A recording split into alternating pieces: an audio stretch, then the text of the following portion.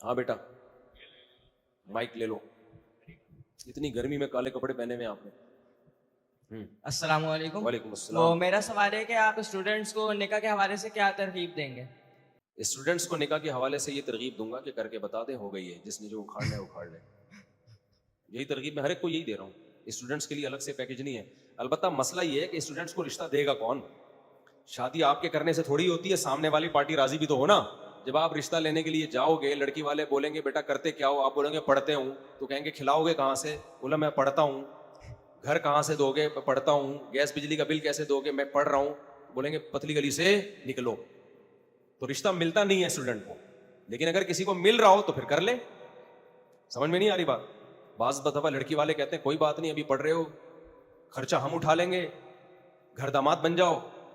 तो उसमें फिर आपका क्या स्टाइल होना चाहिए? एक आदमी को ऑफर आई घर दामाद बनने की ना, उसने कहा ये बेगैरती कबूल है। जब उसने देखा ना इसके फायदे बहुत हैं, शुरू में तो एकदम लगा यार ये तो बड़ी बेगैरती है, घर दामाद बन के रहा हूं, लेकिन देखा फायदे इतने हैं कि बीवी भी मिल रही है, खर्चा भी, घर भी उनका। तो एकदम अभी मेरा पूरा बयान हुआ ना, जल्दबाजी में फैसला नहीं करना चाहिए। तो उसने जो बेगैरती का लफ्ज़ बोला वो जल्दबाजी में बोला। जब उसके बेनिफिट्स देखे तो फौरन यूटर्न लिया, बोला बेगैरती कबूल है। तो बाज़ दफ़ा ऐसे होता है लड़की वाले खुद ही कह रहे होते हैं बेटा घर दामाद बन जाओ, हम खर्चा उठा लेंगे। तो सुभान अल्लाह, अच्छी बात है। जब वो खुश हैं, लड़का मियाँ बीवी राजी, तो क्या करेगा काजी।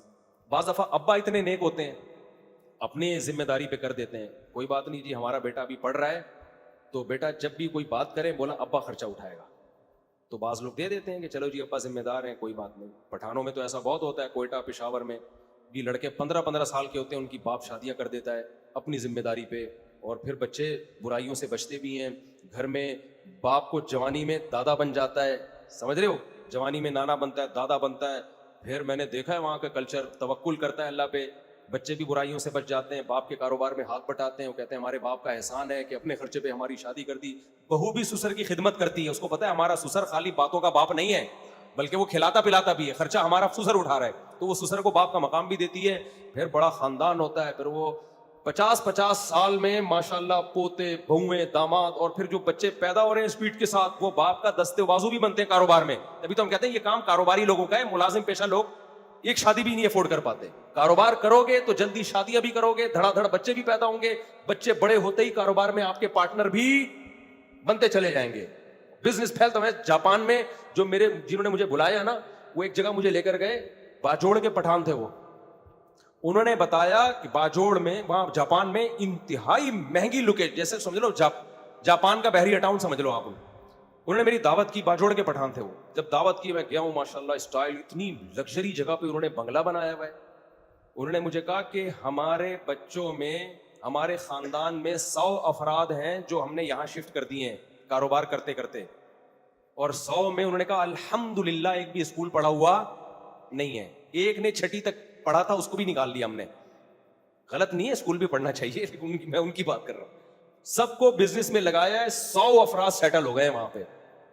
तो जब ये 100 की 4-4 शादियां होंगी और 4-400 बच्चे, फिर उन 4-400 की 4-4 शादियां और 4-400 बच्चे और बिजनेस भी, तो जापानी तो तेल बेच रहे होंगे थोड़े दिनों में, जापान में पकोड़ों का बिजनेस जापानी कर रहे होंगे, गाड़ियों के बिजनेस पाकिस्तानी कर रहे होंगे।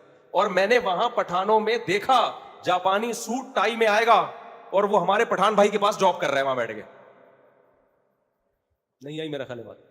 एक पैंचा यहां जिसके पास जॉब कर रहा है ना, उस जो जॉब करने वाला जापानी सूट टाई स्टाइल, वो जो जैपनीज का होता है, ब्रीफ के साथ में ठक ठक ठक जा रहा है, ऐसा लग रहा है कि दोबारा से इनका हमला करने का, दूसरी जंग अजीम का प्रोग्राम बन गया है। भूल गए कि एटम बम क्या होता है। स्टाइल से जा कहां रहा है? जिसके पास आया वो मेरे मेजबान थे, उनकी शलवार आधी यहां तक और आधी नीचे, स्टाइल वही पेशावर वाला, वो बाजोड़ वाला स्टाइल। मैंने कहा शायद आप इसके पास जॉब कर रहे हैं। उसने कहा नहीं भाई, ये मेरे पास जॉब कर रहा है। कमाल है। मैं कहते हैं क्योंकि मुझे लिखना पढ़ना नहीं आता। अभी एक ताजिर मिले मुझे, करोड़पति ताजिर, जिनकी फैक्ट्रियां चल रही हैं। तो कोई बिजनेस था, उनका मुआहदा था, वो मुझे उन्होंने गवाह बनाया, मैंने वो सारा लिखा, तो कोई शरी मसला था ना, तो मैंने जब एग्रीमेंट पूरा लिखा, मैंने कहा आप इस पर साइन करें। कह रहे हैं यार मैं साइन करना कहाँ आता है मुफ्ती साहब मुझे। मैंने कहा तुम इतने, तुम्हारी फैक्ट्रियां मैं देख के आया हूं और तुम्हें साइन करना नहीं आता? कह रहे नहीं मुझे साइन करना नहीं आता। मैंने कहा अच्छा ये एग्रीमेंट पढ़ो। कह रहे पढ़ना आता होता तो मैं साइन नहीं कर देता। میں نے کہا شاید میں سو رہا ہوں, میری آنکھ کھلے گی, یہ کیا ہو رہا ہے, یہ کیا ہو رہا ہے, یہ دیکھا ہے وہ نہیں آزاد جمیل نے کہا تھا یہ ہم کہاں جا رہے ہیں, وہ ڈرامہ کیا تھا نا اس میں, ہم کہاں جا رہے ہیں. تو اللہ نے برکت کس میں رکھی ہے, بولو, کاروبار میں. ہمارے ایک دوست تھے, یہ عارف صاحب جو میرے کلاس فیلو ہے نا, یہ پڑھے لکھے ہیں ماشاءاللہ, اس لیے غریب آدمی ہے, اس لیے کیا ہے, غریب آدمی. تو ان کو جاب ملی تھی جب انہوں نے میٹرک کیا ہے. جاب کیا ملی تھی پتہ ہے, ایک سیٹ تھا ہمارے محلے میں, وہ بھی باجوڑ کے یا کہیں کے وزیرستان کے پٹھان تھے, ابھی بھی میری دوستی ہے ان سے. انہوں نے جاب پہ ان کو رکھا تھا اچھی خاصی تنخواہ میں. کام پتہ ہے کیا تھا, میری طرف سے سائن کر دیا کرو, کیونکہ مجھے سائن کرنا نہیں آتا اور یہ بھی نہیں پتا ہوتا کہاں کرنا ہے. نہیں آئی میرا خیال ہے بات. اور اس بندے کا میں نے کہا بھائی اتنا کروڑوں کا بزنس کیسے کر رہا ہے جب اس کو سائن تو دور کی بات یہ بھی نہیں پتا تھا کہ کرنا کدھر ہے. تو اس لیے اتنا بھی بیوقوف ہونا اچھا نہیں ہے, پڑھ لو لکھ لو اچھی بات ہے, لیکن برکت اللہ نے کس میں رکھی ہے, کاروبار میں. تو جاپان فتح ہو گیا بھائی. تو کاروباری آدمی, ایک بس واقعہ سنا کے بات ختم کرتا ہوں. میں اکثر یہ واقعہ میں نے بیان میں بتایا, یہ 2005 یا 6 کی بات ہے. میرا شاگرد نا چمن میں بھی طلبہ آتے ہیں نا ہمارے پاس جامعۃ الرشید میں, پورے ملک سے, اب تو بیرون ملک سے بھی آنے لگے ہیں.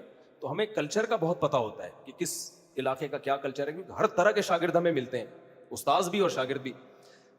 تو میری کلاس کے ساتھ ہی ایک اور کلاس تھی, وہ بھی میرا شاگرد تھا. تو میں نے ویسی 4 شادیوں پہ میں بات کرتا رہتا ہوں. میں نے کہا یار کوئی ایسا ہے یہاں جس کے ابا نے 2 یا 3 شادیاں کی ہوں. تو انہوں نے بتایا استاد جی کلاس کے ساتھ والی کلاس میں ایک لڑکا ہے جس کے ابا کی 3 شادیاں ہیں اور 24 بچے ہیں. تو میں نے کہا یار وہ تو رزق کی کمی کی وجہ سے اتنا سا رہ گیا ہوگا وہ بچہ, کیونکہ فیملی پلاننگ والے تو یہی کہتے ہیں نا. میں نے کہا بلا کے لاؤ. وہ پلا پلایا پورا لال ٹماٹر ماشاءاللہ. میں نے کہا تم کون سے نمبر پہ, اس نے پتہ نہیں کیا بتایا 18ویں نمبر پہ. تو میں نے کہا تمہارے ابا کی آمدن کیا ہے یار, 3 بیویاں اور 24 بچے پالنا اس مہنگائی کے دور میں آسان ہے, کرتے کیا ہیں. اس نے کہا ہمارے ابا کا ایک چھوٹا سا کھوکھا تھا چمن میں, چھوٹا سا بزنس تھا, سمجھ رہے ہو. تو بچے پیدا ہوتے گئے, جو لڑکیاں تھیں وہ گھر میں, جو لڑکے تھے وہ بچپن ہی سے ابا کے بزنس میں ابا کے پارٹنر, بولو, بنتے چلے. 6-7 سال کے دکان پہ بٹھا دیا, چل بھائی اب تو یہ اس کو پہنا جا کے, تو اس کو پہنا جا کے. بچپن سے ہی انہوں نے پہنانا سیکھ لیا. کاروبار میں پہنانا ہی تو ہوتا ہے. تو کہہ رہے بچے بڑے ہوتے, اس نے کہا یہ 24 بچے ایک عمر کے تھوڑی ہیں. جو 24واں جو پہلے نمبر والا ہے وہ تو بڑا ہو گیا نا, وہ تو 30-35 سال کا ہو گیا, وہ تو بڑا ہو گیا نا. تو کہہ رہے جو بڑا ہوتا گیا 7 سال 8 سال کا ابا اپنے ساتھ لاتے رہے, اور اب ہمارا بزنس دبئی میں ہے اور کروڑوں روپے میں ہم کھیل رہے ہیں. تو اس لیے ابا نے 3 بچے دین کی خدمت کے لیے وقف کیے ان 24 میں سے. ایک کو تبلیغ میں بھیج دیا ہے, ایک کو مدرسے میں مجھے ڈال دیا ہے کہ تو عالم مفتی بنے گا, تیرا سارا خرچہ ہم اٹھائیں گے. اور ایک اور بھی تھا, وہ پتہ نہیں تبلیغ میں تھا یا کہاں اس کو بھیجا, واللہ عالم. خیر, تو کہا بھائی, اور اب میرے بڑے بھائی نے بھی مجھے گفٹ دیا ہے, یہ اتنا مہنگا موبائل لے کے بیٹھا ہوا تھا. اچھا پھر میری 5-6 سال کے بعد ملاقات ہوئی, میں نے کہیں بیان میں کہا, میں نے کہا یہ 24 بھائی ہیں, اس نے کہا 30 ہو گئے, اب 24 کی رپورٹ غلط. سمجھ رہے ہو کہ نہیں سمجھ رہے. پھر ملاقات ہوئی تو 32 کی رپورٹ تھی, کتنے, اور 4 بیویاں تھیں, ایک اور شادی ہو گئی. لیکن پھر میں ان کے گھر گیا, میں نے کہا یار مجھے یقین نہیں آ رہا. میں جب ان کے گھر گیا تو اتنی دولت کی ریل پیل. وجہ کیا ہے, 32 میں نا اللہ کا بھی نظام دیکھو, 16 لڑکے 16 لڑکیاں. وہ 16 کے 16 لڑکوں میں 2-3 دین کے لیے وقف کیے ہوئے, باقی سارے کیا کر رہے ہیں, بزنس سنبھالے, اور سب کی شادیاں کر دی ابا نے بڑے ہوتے ہی. سب بزنس, سارا ایک فیملی بزنس جو ہوتا ہے وہ تو پھر بہت تیزی سے, آپ تیسرے کو ملازم رکھو گے نا, کم بخت وہ خود زیادہ کھائے گا, تمہارے لیے کوئی بھی کام نہیں کرے گا. باپ کے کاروبار کے ساتھ لوگ مخلص ہوتے ہیں, یار ہمیں ہمارے ہی وراثت میں ملے گا, یہ وہ اپنا سمجھ کے چلاتے ہیں اس کو. تو اتنی پھر میں نے ان کے گھر میں راشن دیکھا, ٹرالیوں میں آ رہا تھا. ٹرالی آ رہی ہے, بھاگتی بھی, کیا چنے کی دال ہے, دال پکے گی. ابے یہ دال پکے گی, ڈبکیاں لگاؤ گے کیا اس میں. پھر اس نے بولا ہمارے ابا جو ہے نا شام کو بیٹھتے ہیں پگڑی پہن کے, اتنی بڑی, 4 مائیں بیٹھتی ہیں, دسترخوان جب لگتا ہے سارے بیٹے بیٹیاں پوتے نواسے, کہہ رہے ہم نے ابا کو بٹھا دیا کہ ابا اب آپ نے بزنس نہیں کرنا, ہم سنبھالیں گے. لیکن ابا بیٹھتا نہیں ہے, وہ کہتا ہے نہیں میں بھی کروں گا کاروبار. وہ بھی کر رہے ہیں, اب شاید چھوڑ دیا ہو بڑھاپے میں. تو یہ رونقیں, یہ بہاریں, بزنس اور وقت پہ شادی, یہ ان چیزوں کے نتائج ہیں. اور جاپانی نے کیا کیا, شادیاں کرنا چھوڑ دی, اکیلا بڈھا ہوگا بیچارہ, وہ کاروبار بھی کرے گا تو خود ہی سارا کر رہا ہے بیٹھے, کیا کر لے گا. اور پھر تنہائی کا کیا حل ہے, کروڑ پتی ہو کے بھی گھر میں نا جیپنیز دیواروں کو دیکھتے رہتے ہیں, بندے بلا رہے ہیں کرائے پر تنہائی دور کرنے کے لیے. تو میں نے وہاں یہ جو پٹھان فیملیاں تھیں ان کا کلچر بھی دیکھا اور جاپانیوں کا بھی دیکھا.